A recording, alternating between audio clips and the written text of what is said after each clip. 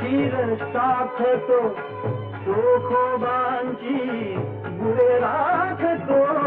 हा नाम्याची खीर साखतो चोखोबांची गुरे राखतो पुरंदराचा